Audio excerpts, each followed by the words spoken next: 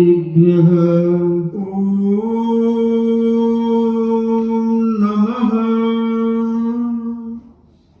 सिद्धेभ्यः।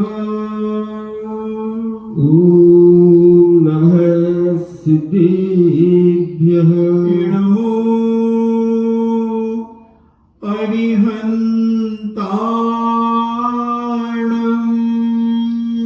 नमो अरिहन्ताणं। नमो सिद्धाणं। नमो सिद्धाणं। नमो आयर्याणं। नमो आयर्याणं। नमो उवज्झायाणं।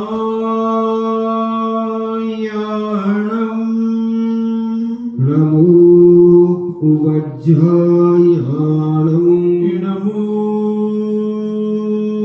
लोये सभ्ये साभूणं। नमो लोये सव्वसाहूणं। पंच परमेष्टि भगवान की जय। अहिंसामयी वीतराग विश्व धर्म की जय। देवादिदेव 1008 आदि ब्रह्मा आदिश्वर श्री आदिनाथ भगवान की जय। देवादिदेव 1008 चिंतामणि घोर उपसर्ग विजेता श्री पार्श्वनाथ भगवान की जय। देवादिदेव 1008 शासन नायक बाल ब्रह्मचारी भगवान महावीर स्वामी की जय। परम पूजनी आचार्य श्रोमणि गुरुवर श्री कुंद कुंद महामुनिराज की जय। परम पूजनी आचार्य श्रोमणि गुरुवर श्री विद्यासागर जी महामुनिराज की जय। परम पूजनी निर्यापक श्रवण मुनि श्री सुधा सागर जी महाराज की जय। परम पूजनी 3,9 करोड़ महामुनिराजों की जय। तपोदय अतिशय क्षेत्र की जय। परम पूज्य श्री लक्ष्मी गंभीर सागर जी महाराज की जय। इच्छा चर्चा चल रही है कर्म धर्म अपनी गति से चल रहा है, न हम कर्म में रोक लगा पा रहे हैं और धर्म हम पूर्ण कर नहीं पा रहे हैं। कभी हमने इसके बारे में विचार भी नहीं किया कि हम जिनेंद्र के कुल में जन्म लेकर हम सही ढंग से धर्म के स्वरूप को नहीं समझ पा रहे। धर्म कर रहे हैं मगर धर्म जैसा करना चाहिए वैसा हम नहीं कर पा रहे। एक गिल्टी फील होना चाहिए, एक फीलिंग होना चाहिए कि देखो हम कितने प्रमादी और आलसी हैं कि धर्म का समय हमें मिला है, पुण्य का उदय मिला है, धर्म मिला है, देव सांस गुरु मिले हैं, फिर भी हम 24 घंटे में कितने मिनट के लिए धर्म करते हैं और पाप कितने घंटों में करते हैं, पुण्य कितना करते हैं, धर्म कितना करते हैं और पाप कितना करते हैं। अगर ये लेखा जोखा अगर आप लगाने लगे तो आपकी रुचि धर्म के लिए बढ़ सकती है। अगर व्यक्ति थोड़ा सा विवेक अपने जीवन में जागृत कर ले और थोड़ा सा मोह को कम कर ले, मोह के कारण ही संसारी प्राणी धर्म से दूर हो जाता है। उसे लगता है कि मैंने बहुत धर्म कर लिया, मैं जैन कुल में मैंने जन्म ले लिया ना तो मैंने बहुत कुछ कर लिया। ऐसा आजकल के पढ़े लिखे लोगों की ऐसी धारणा बन रही है।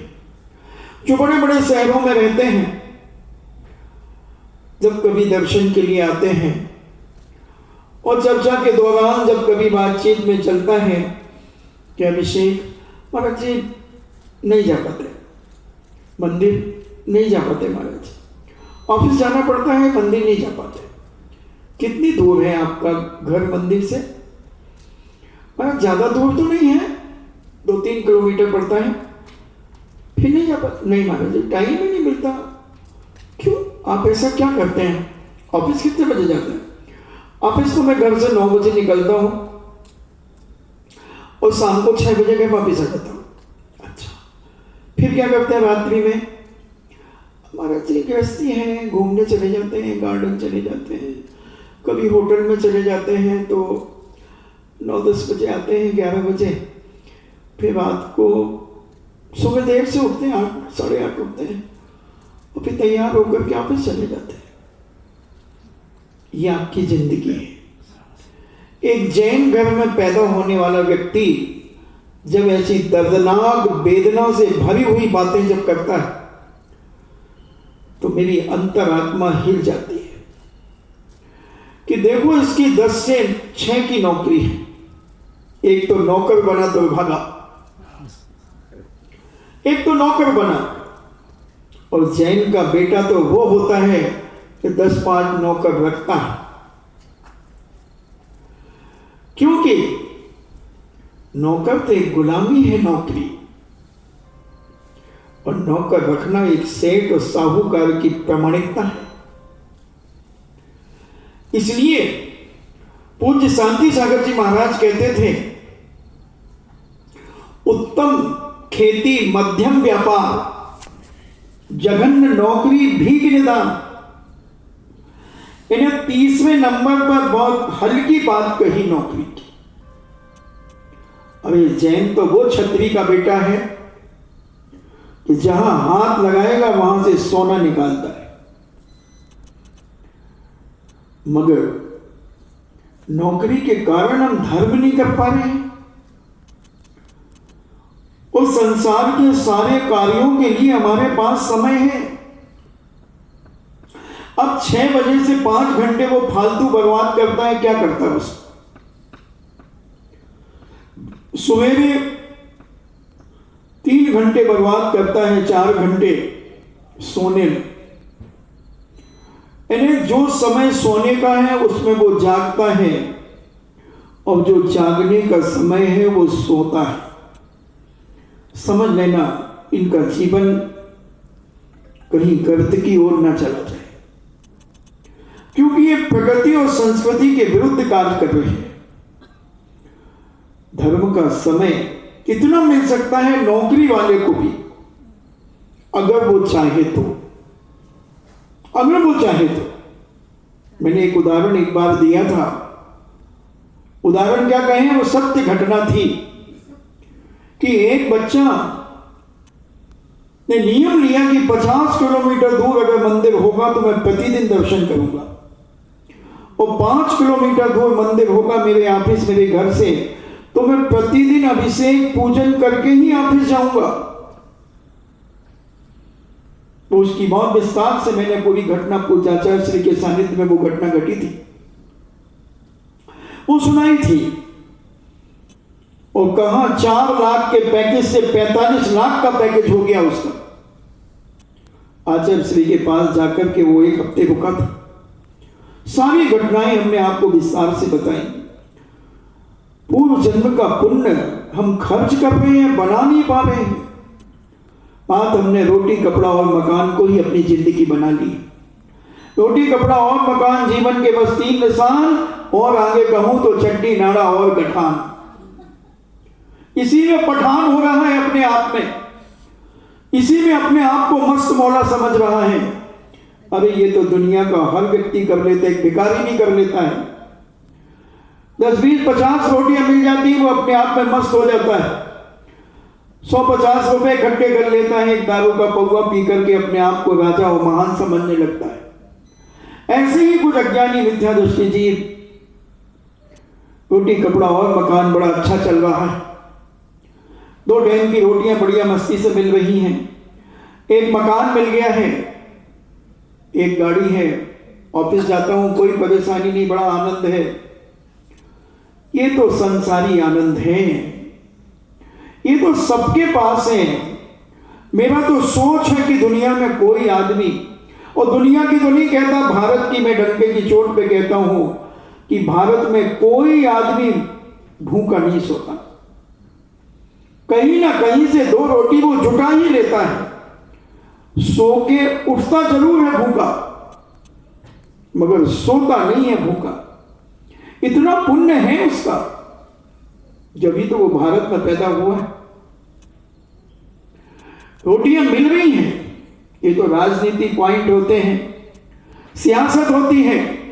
एक दूसरी पार्टी के राज्य को बदनाम करने के लिए हम लांछन लगाते रहते, इतने गरीब भूखे मर रहे, ये हो रहा है, वो हो रहा है। कोई नहीं, उनसे ज्यादा कौन कमाता है? भीख मांगने वाला कम कमाता है। अगर उसका मैं जायजा लूं तो जो भीख मांग रहा है, अगर एक दिन में उसने सुबह से लेकर शाम तक 500 घर अटेंड किए, जिसमें 100 घरों ने एक एक रोटी दी, और 200 दुकान और घर वालों ने मिलकर के एक एक 2-2 रुपए दिए, और 200 घर के लोगों ने भगा दिया खाली। मेरा गणित बिल्कुल सही है ना? अब उसने कितना इकट्ठा किया? 100 तो रोटियां इकट्ठी कर दी एक व्यक्ति ने, और 2 रुपए का औसत निकाल लो, 1 रुपए का भी निकालो तो 100 रुपए वो मिल गए। 3000 रुपए महीने, और 3000 रोटियां एक महीने की। और परिवार के 5 लोग ये भीख मांगने का काम करते हैं। 15,000 रुपए तो कैश, 15,000 रुपया कैश, और रोटियां कितनी? 15,000 रोटियां हो गई। कोई कपड़ा भी दे देता है, कोई वहीं बैठ के खिला भी देता है, सब्जी आदि सब दे देता है। तो ऐसा 15,000 तो बची हुआ, और कितनी रोटी खाएगा एक दिन में? 500 रोटी इकट्ठी हो रही है 5 लोगों की। वो रोटियां अलग बेचेगा डबल रोटी बनाने के लिए, इसलिए उसका नाम ही डबल रोटी है।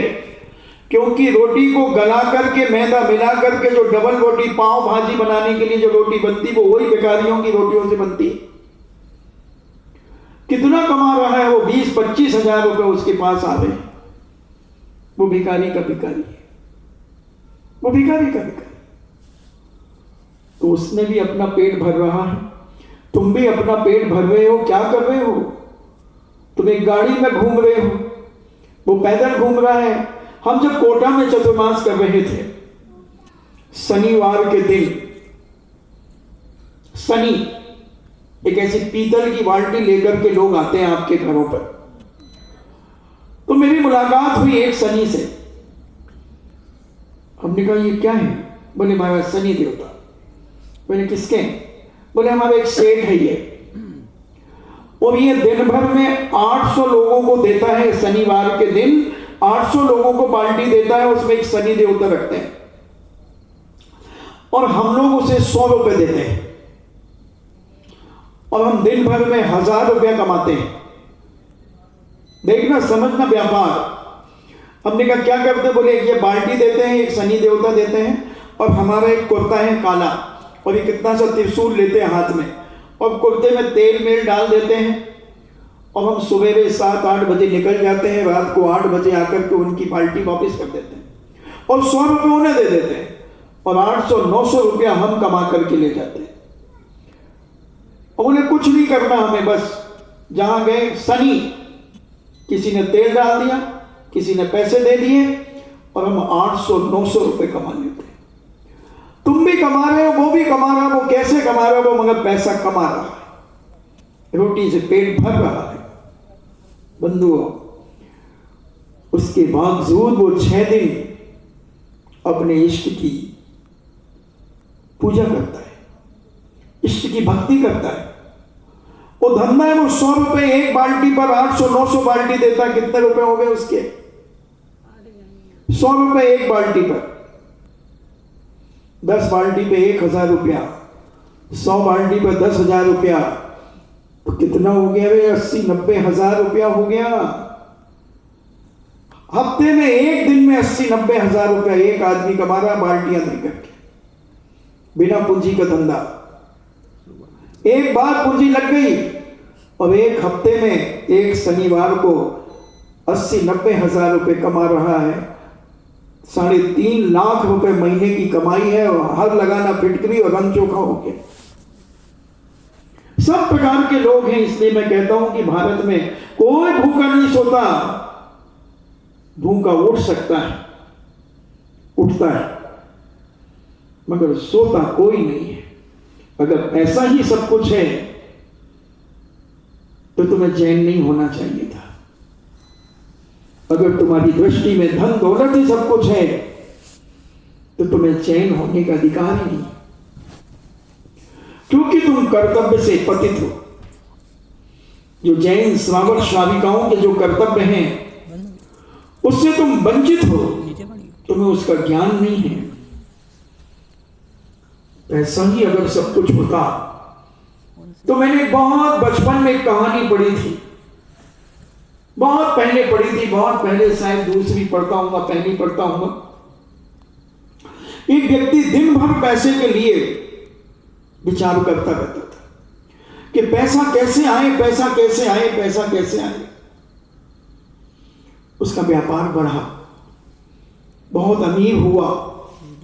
फिर उसके मन में आया कि काश मुझे अगर ऐसी शक्ति प्राप्त हो जाए कि जिस वस्तु को मैं छूऊं वो सोना हो जाए। रोज बैठ करके ध्यान करता, रात को 12-12 बजे तक ध्यान करता। एक देवता प्रसन्न हो गया। देवता ने कहा कि तुम बहुत ठंड में, गर्मी में, बरसात में रोज 2-2, 3-3 घंटे ध्यान में बैठते हो, क्या चाहते हो? बोले बस मेरी एक ही इच्छा है कि मैं जिस चीज को छूऊं वो सोना हो जाए। उसने कहा डन, पक्का कर दिया उसकी बात को कि चल कर ले। उसने कहा आज ही से, बोले अभी इसी वक्त से। उसने अपने घर का गमला छुआ, गमला सोने का हो गया। वाह वाह, आनंद से भर गया। वो जिस बिस्तर पे लेटा वो बिस्तर सोने का हो गया। पलंग को छुआ, पलंग सोने का हो गया। वो एक दिन भर यही करता रहा, उसने रोटी नहीं खाई, दिन भर यही करता रहा। दरवाजा छुए, सोने के हो गए। पर्दा छुआ, पर्दा सोने का हो गया।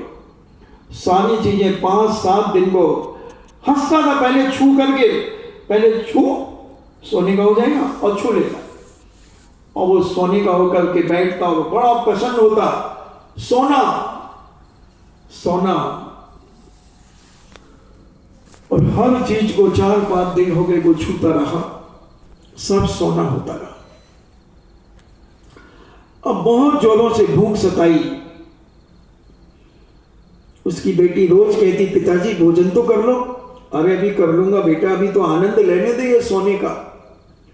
मेरी जहां नजर जाएगी वहां सोना होगा। बड़ा मस्त था, छू रहा था, सोना हो रहा था। 5वें दिन बहुत जोरों से भूख सताई। बेटी कहती आज तो खाना ही पड़ेगा पिताजी। हाँ बेटा आज खाऊंगा, लाओ। टेबल कुर्सी लगाई गई। बेटी ने टेबल कुर्सी लगाई। उसने कुर्सी पे जैसे ही हाथ रखा कुर्सी सोने की हो गई।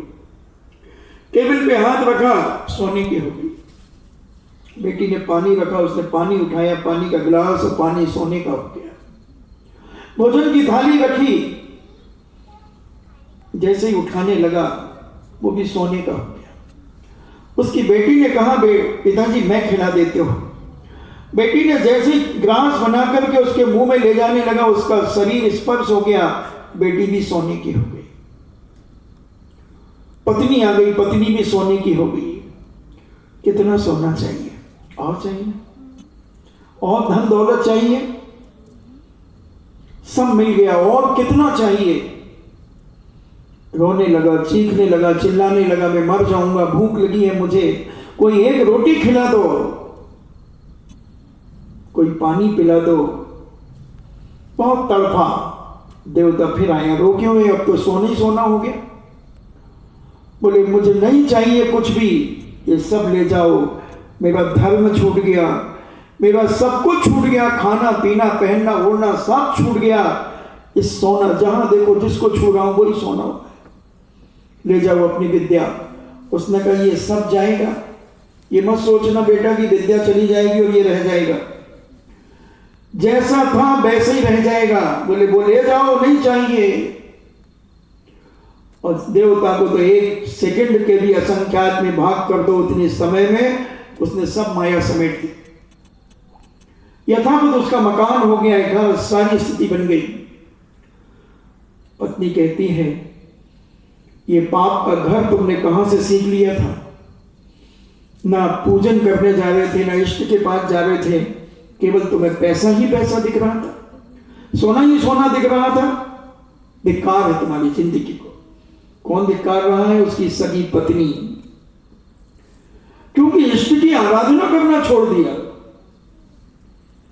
किस काम का ऐसा पैसा, किस काम का ऐसा सोना जो नाक और कान छेद करके रख दे, जो जीवन बर्बाद कर दे। बंधुओं, धर्म है तो सब कुछ है, और धर्म नहीं है और सब कुछ भी है तो समझना कुछ नहीं है। धर्महीन व्यक्ति की क्या इज्जत होती है आप देख लो, और धर्मात्मा व्यक्ति की क्या इज्जत होती है आप देख लो। दान पुण्य करने वाले की क्या इज्जत होती वो तुम देख लो।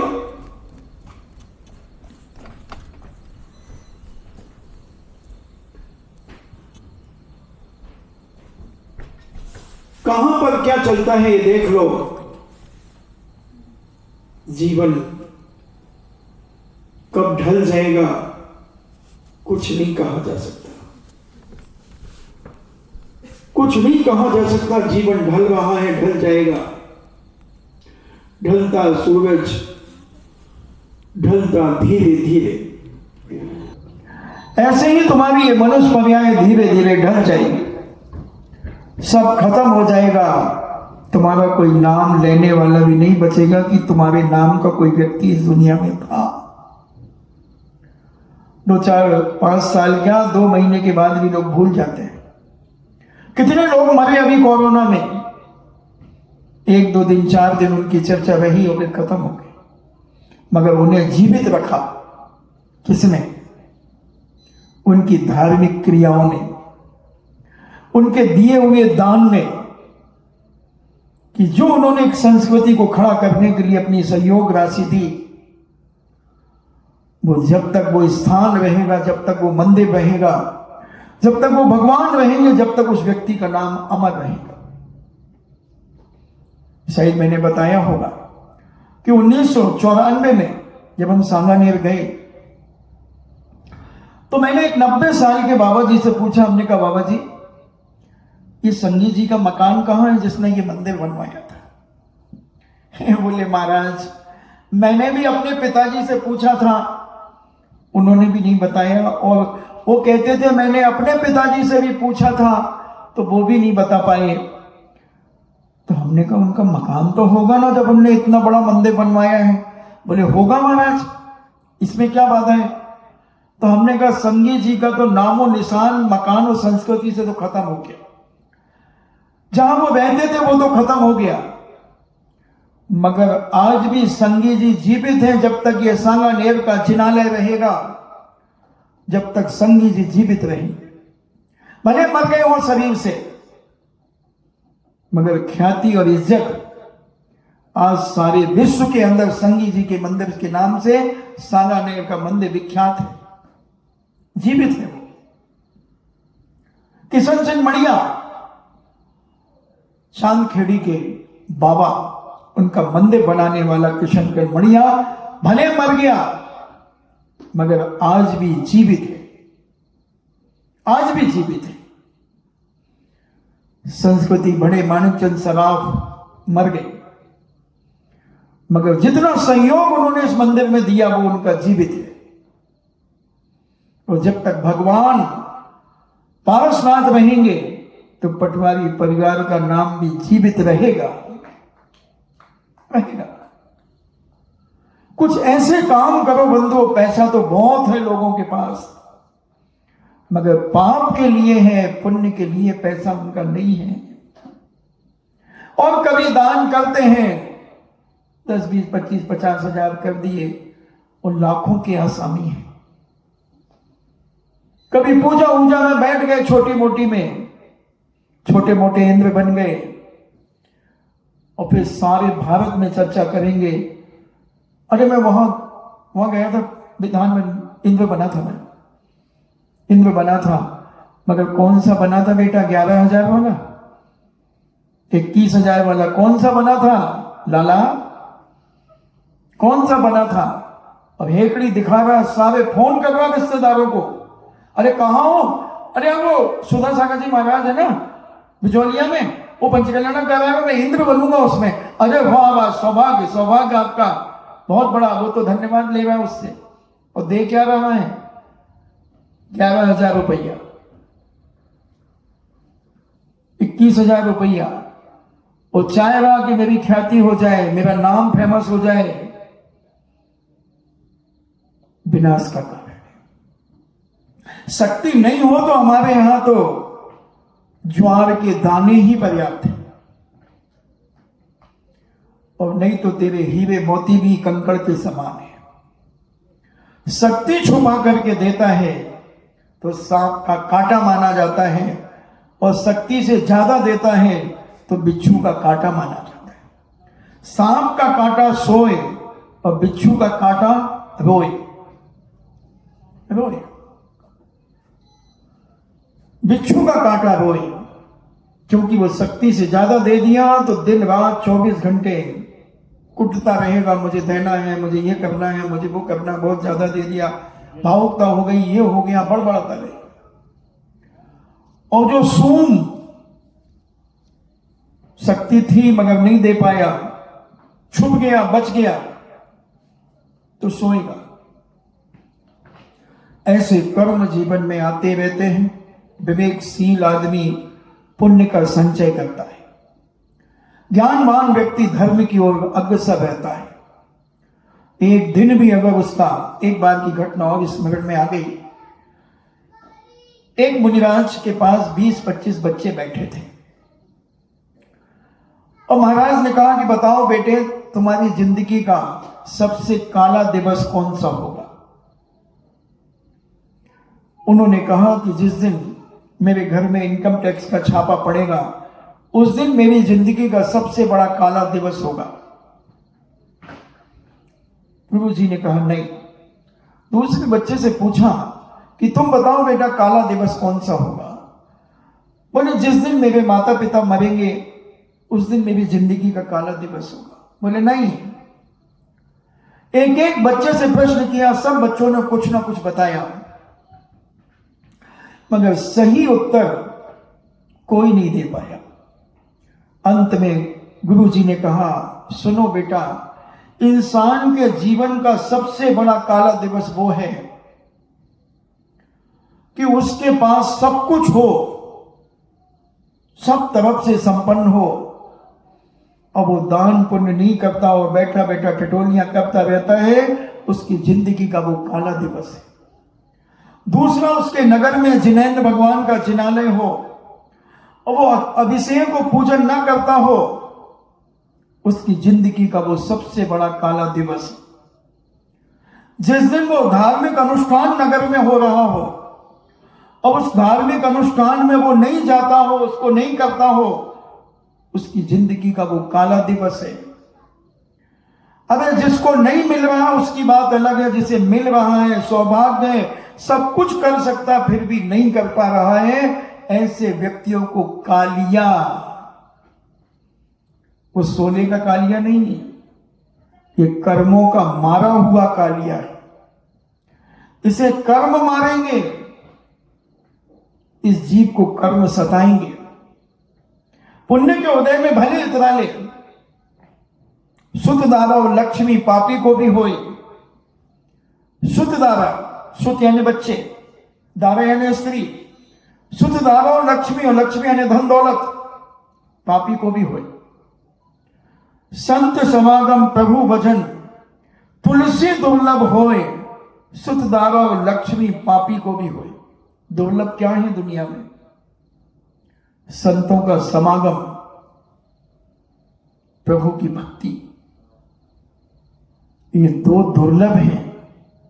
और ये मिलने के बाद भी जो ना करे, उससे बड़ा दुर्भागा इस दुनिया में कोई नहीं होगा।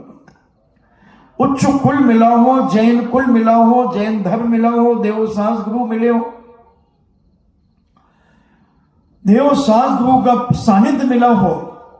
देव का तो हर नगर में, कॉलोनी में देव का सानिध्य है, शास्त्र का सानिध्य है। गुरु कभी कभी मिलते हैं, उसके बाद भी वो अगर श्रावक के कर्तव्यों से रहित है, वंचित है, तो उसका जीवन एक चलते फिरते मुर्दे के समान है। बंधु, उसे जिंदा मत मानना, चलता फिरता मुर्दा है वो, क्योंकि रोटी कपड़ा और मकान में अपनी जिंदगी बर्बाद कर रहा है। कर्तव्य निष्ठ नहीं है, कर्तव्य भ्रष्ट है। जैन कुल में जन्म लेकर अभिषेक ना करे पुरुष होकर, असंभव असंभव असंभव। पूजा दान ना करे, असंभव असंभव असंभव। गरीब से गरीब आदमी अपनी शक्ति न छुपाता हुआ दान देता है। ऐसा भी व्यक्ति अभी एक भारत में है जो 5 लाख रुपया रोज बिस्तर से उठने के पहले चेक काट करके देता है। मैंने 90 के करीब सुना था, उस समय 1 लाख रुपए देता था, प्रतिदिन 1 लाख का चेक काटता था। आज 5 लाख रुपए का चेक काटता है, फिर पलंग से नीचे पैर रखता है। और उसकी पहले की स्थिति सुनोगे तो क्या था उसके पास? कुछ नहीं था बंधु, मगर उसने देना नहीं छोड़ा, देना नहीं छोड़ा। बहुत सारे लोग हैं जिनके नियम है, हम समझें। वैसे ही अवसर्पणी काल है, उसमें भी हुंडा अवसर्पणी काल है। इसमें भी अगर हम नहीं समझ पाए तो हमारा जीवन कब विनाश को प्राप्त हो जाए कुछ नहीं कहा जा सकता। पंचम काल चल रहा है, सूर्य अस्त का समय चल रहा है, समझ लो सूर्य अस्त की ओर है। उसके बाद भी हम संस्कारित नहीं हो पाए, फिर क्या होगा? 84 लाख योनियों के भटकने के अलावा कुछ नहीं होने वाला। भटक रहा है। कृष्ण ढूंढ रहे हैं अपने बेटे को। रुक्मणी रो रो करके अपनी आंखें लाल कर रही है। बड़े बड़े महापुरुषों के भी जब कर्म के उदय आते हैं,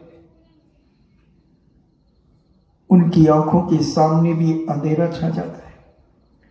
किम कर्तव्य मूढ़ हो जाते हैं। पूरे 2.5 द्वीप के अंदर हजारों घुड़सवारों को छुड़वा दिया और सब लौट करके आ गए। बेटा नहीं मिला। 6 दिन का बेटा उठा करके ले गए, किडनैप कर दिया। अपन 8-10 दिन से चर्चा सुन रहे हैं। जब ये नारद जी भगवान श्री मंदर स्वामी के समूह शरण में गए तो वहां तो चतुर्थ काल बरतता है। वहां तो बड़े बड़े ऊंचाई के लोग रहते थे। इनको कीड़ा समझ लिया। ये 60 फुट के थे, वहां 3000 फुट के लोग रहते थे। इनको कीड़ा समझ लिया। ये कौन है? मनुष्य जाति का कीड़ा। कैसे इतना छोटा सा 3000 फीट के सामने 60 फुट कितना रहेगा? कीड़ा जैसे। चक्रवर्ती ने उठा लिया अपनी गदेली पे और भगवान से पूछा कि भगवान, ये मनुष्य जाति का कीड़ा क्या है? ये कौन है? तब भगवान ने कहा कि अरे भाई, ये कीड़ा नहीं है, ये भरत क्षेत्र में अवसर्पणी काल चल रहा है, वहां रहने वाला ये नारद है। नारद है। तब चक्रवर्ती ने कहा, अच्छा। भगवान की अमृत वाणी सुनकर चक्रवर्ती ने पुनः प्रश्न किया कि भगवान, ये ऐसे कठिन पर्वतों को पार करके विदेह क्षेत्र कैसे पहुंचा एवं यहां किस लिए आया है? तब भगवान ने बताया कि चक्रवर्ती के प्रश्न का समाधान करना आवश्यक था, इसलिए श्रीमंदर स्वामी ने द्वादश सभा के प्राणियों को, इन्हें 12 सभाओं में बैठे हुए लोगों को धार्मिक प्रवृत्ति को विस्तार करने वाली अपनी मधुर वाणी के द्वारा उनके प्रश्नों का उत्तर देना प्रारंभ कर दिया। यह नारद जम्बू द्वीप के भरत क्षेत्र से आया है। इसके आने का उद्देश्य नारायण श्री कृष्ण के बेटे का अन्वेषण करना है, यानी खोज करना है कि कृष्ण जी का बेटा कहां पर है।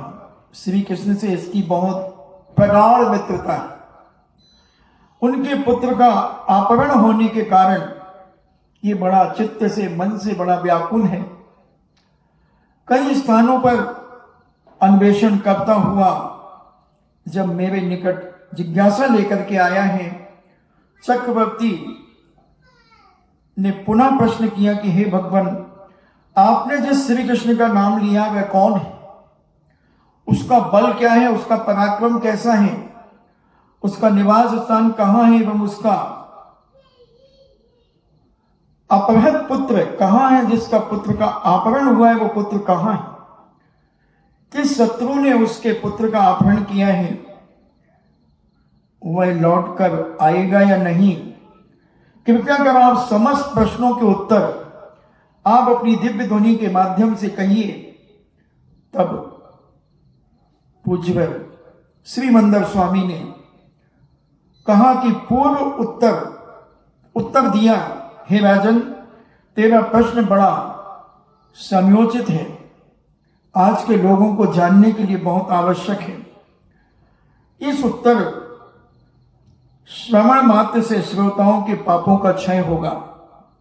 भगवान ने कहा कि इसके उत्तर को जो सुनेगा उनके किए हुए पापों का क्षय होगा, यानी नष्ट होगा।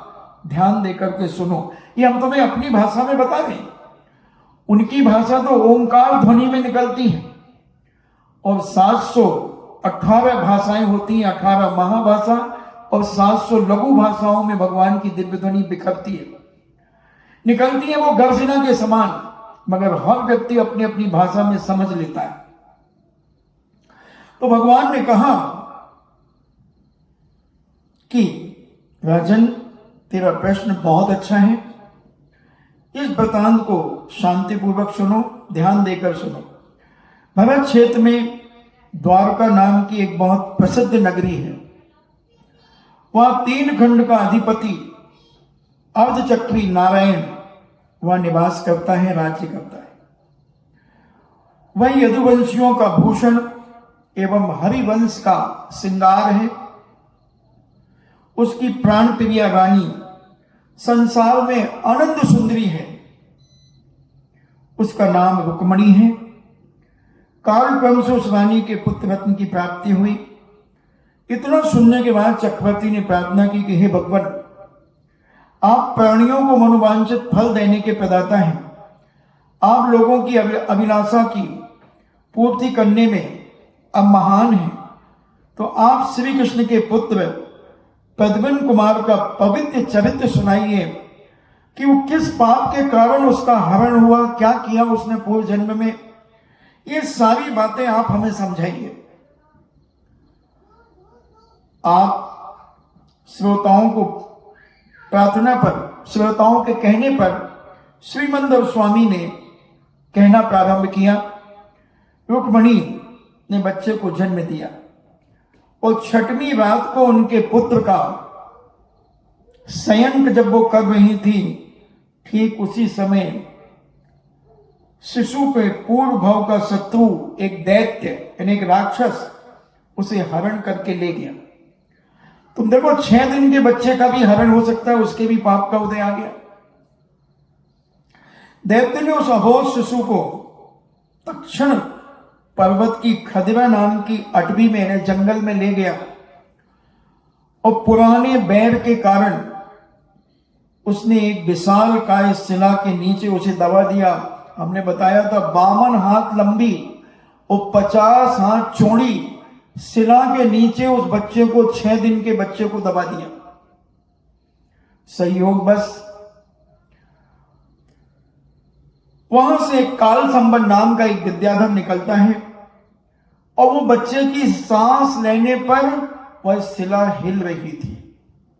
बच्चा तो होनहार था, शक्तिशाली था, मगर जो पूर्व में कर्म किए हैं वो तो भोगने पड़े। तद्भव मोक्षगामी था, उसी भव से मोक्ष जाने वाला था, जाएगा मतलब, मगर शिला से दबा दिया गया। प्रतिशोध की भावना से ले गया, मगर काल संबर अपनी रानी के साथ वहां पहुंचा। उसने शिला के कंपायमान देखकर उस शिला को उठाया, उसके नीचे एक नवजात शिशु को मुस्कुराता हुआ पाया और राजा ने अपनी रानी के गोद में दिया और विमान में बैठकर अपने नगर को लौट आए। उस बालक का वहीं पर पालन होने लगा। शुक्ल पक्ष के चंद्रमा की भांति उस किशोर का सर्वांगीण विकास हो रहा था। अब वही प्रद्युम्न के नाम से विख्यात हो गया। सारी दुनिया में उसे लोग प्रद्युम्न कुमार के नाम से जानने लगे। जब वह 16 वर्ष का हो गया, इन्हें 15 वर्ष पूरे करके 16वें वर्ष में जब उसने प्रवेश किया, तब उसको 2 विद्याएं प्राप्त होती हैं। विद्या प्राप्त कर वह द्वारका लौट आएगा, ऐसा भगवान ने कहा। उसे पाकर माता पिता कुटुंबी जन बड़े प्रसन्न होंगे। घर जाते समय प्रद्युम्न के मार्ग में जो शकुन होंगे, जो शुभ लक्षण दिखेंगे, रुक्मणी के आंचल में दूध बहने लगेगा,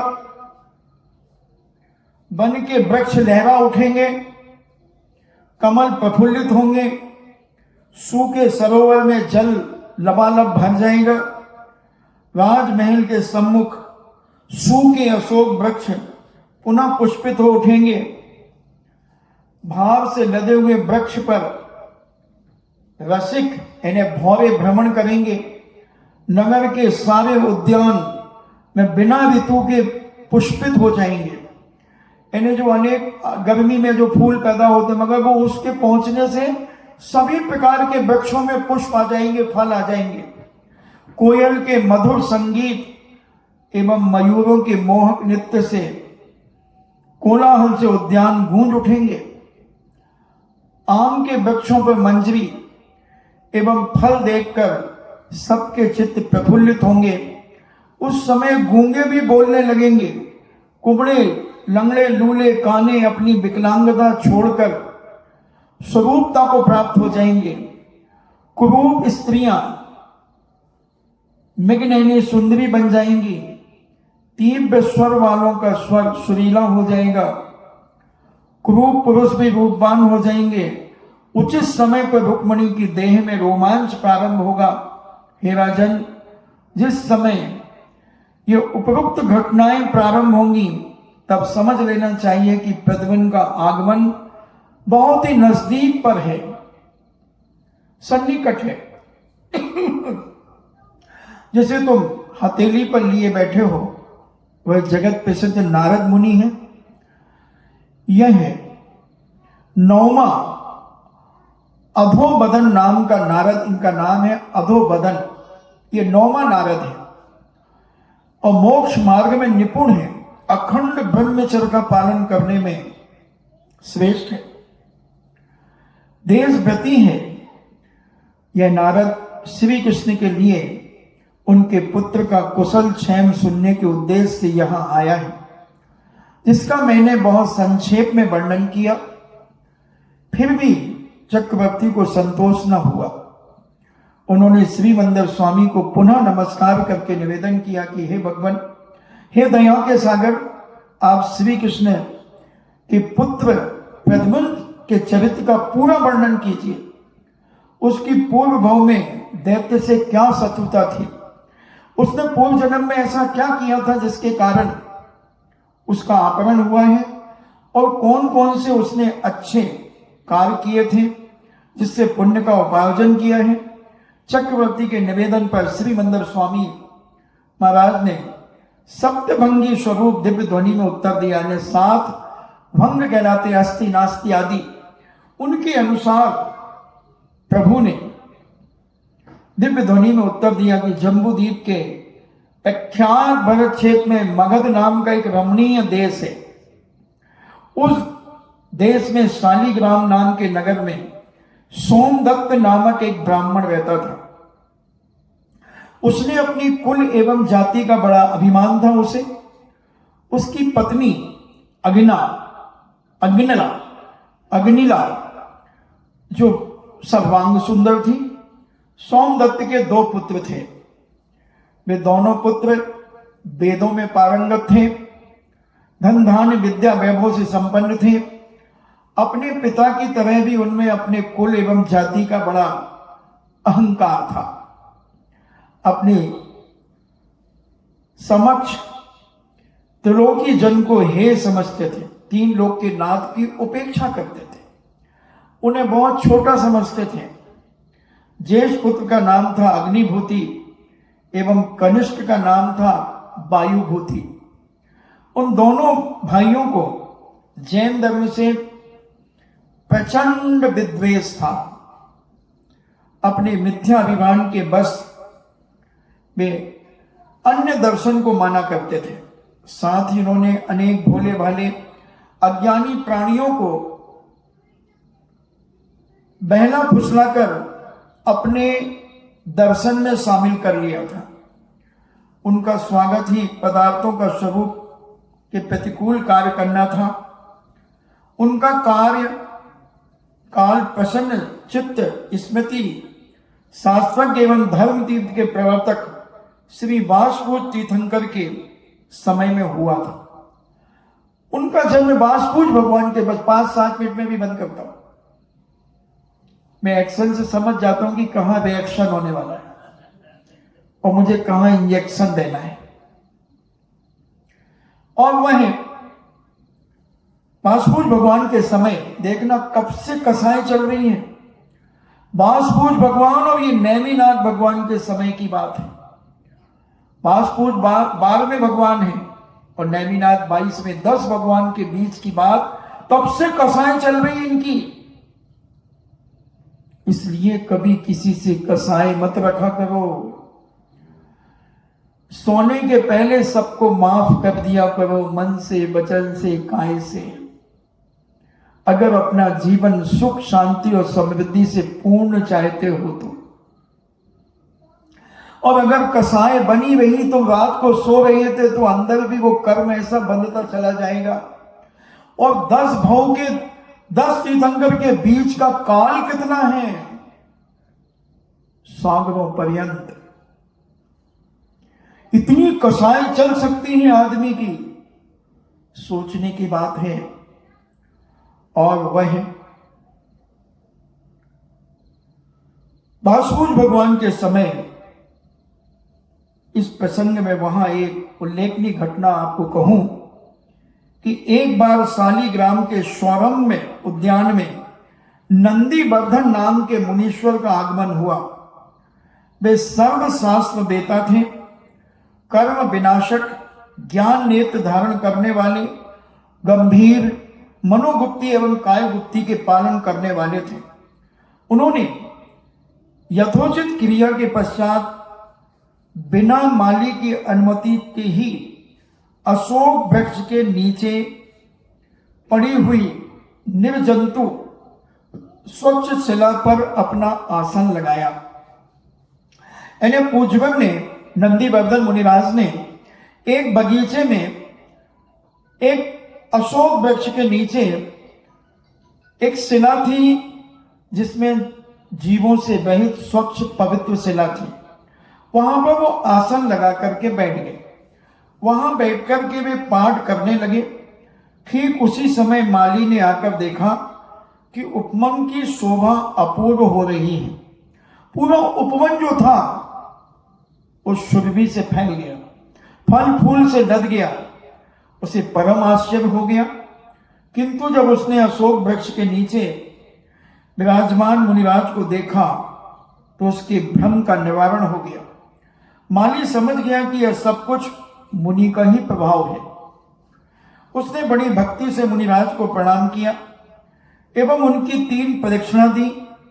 इस भांति शुभ लक्षण संपन्न समुद्र के समान गंभीर बुद्धि वाले सुमेरु से स्थित पाप रूपी वृक्ष को समूल नष्ट करने वाले अष्टमद रूपी गज को सिंह के समान परास करने वाले जितेंद्रिय सर्व परिग्रह रहित मोक्ष मार्ग के अनुगामी मति ज्ञान शुद्ध ज्ञान अविधि ज्ञान से संपन्न नंदीवर्धन मुनिराज यहाँ निवास करने लगे।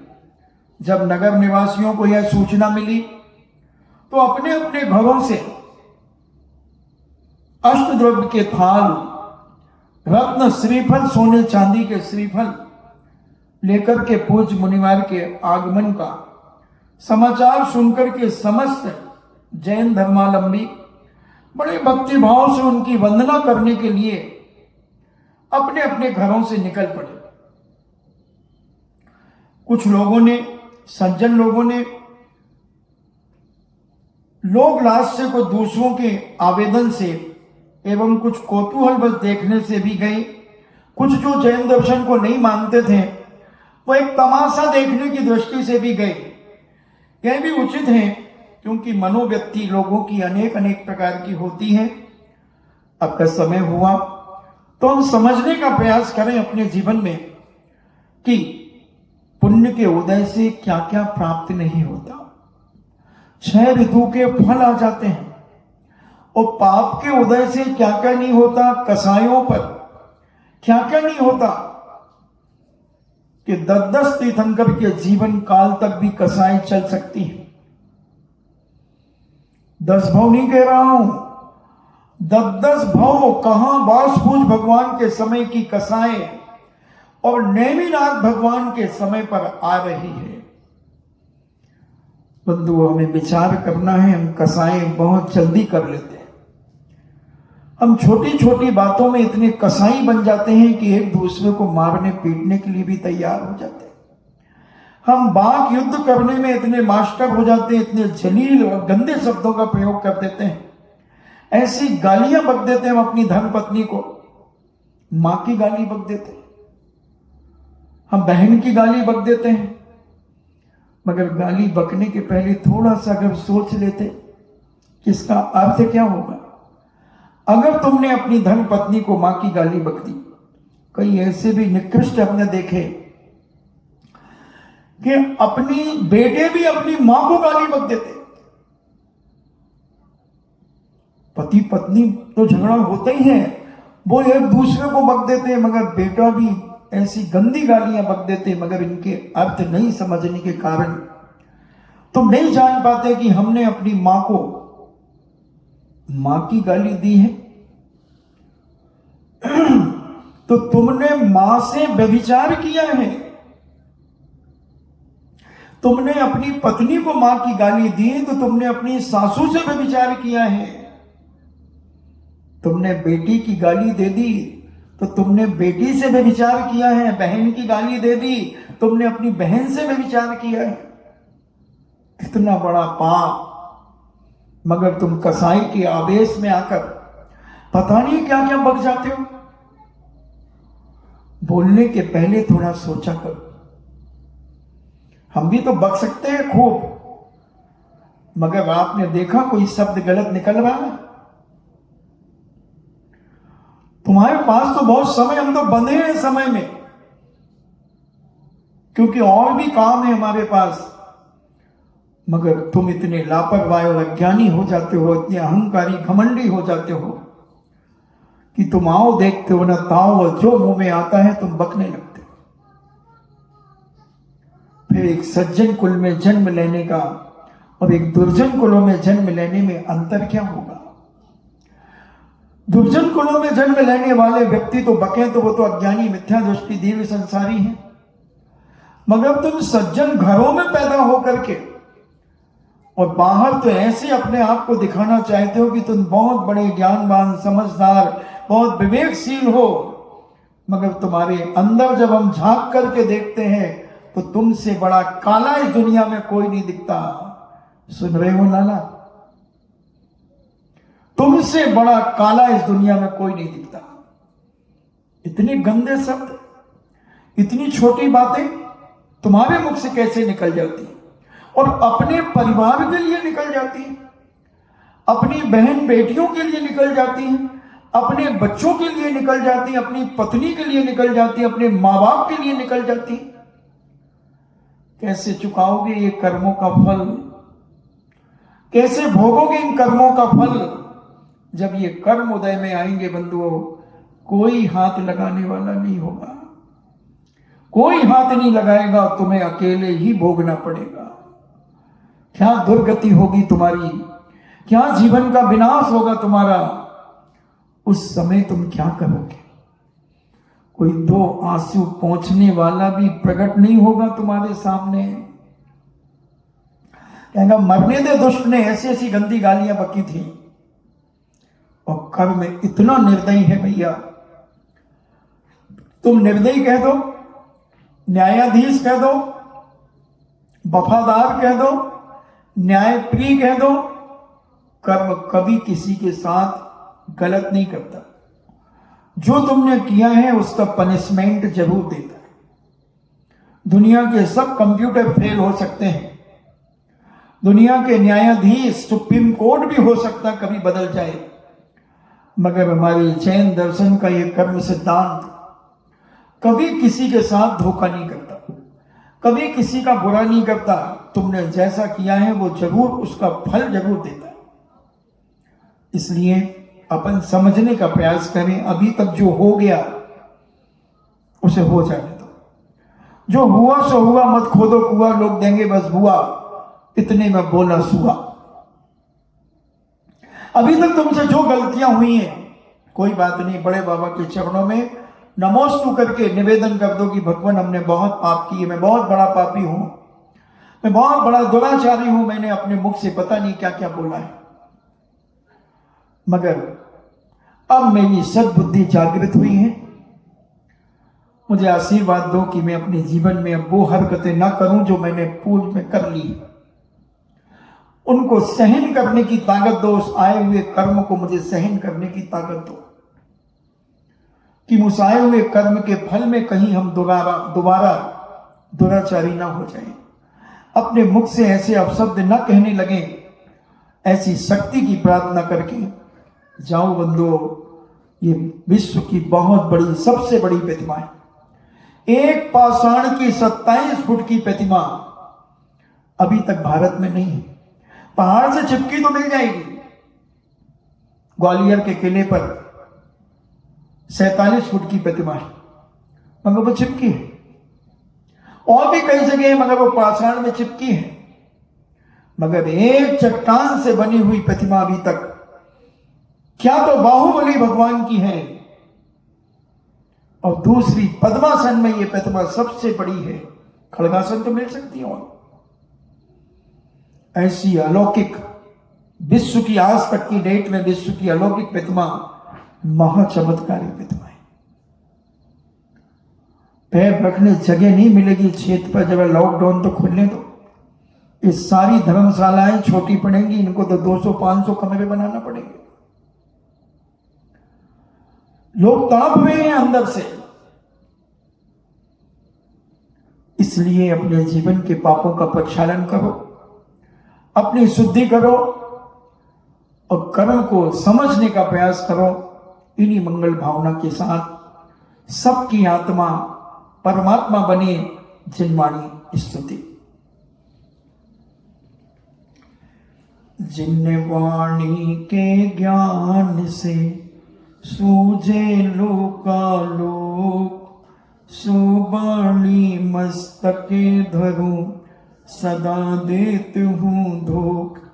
हे जिनवाणी भारती तो है जपो दिन रैन, जो तेरो शरणागहे सो पावे सुख चैन।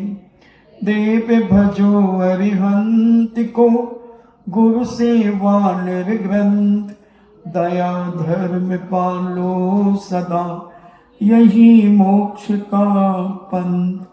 9 बार नमोकार।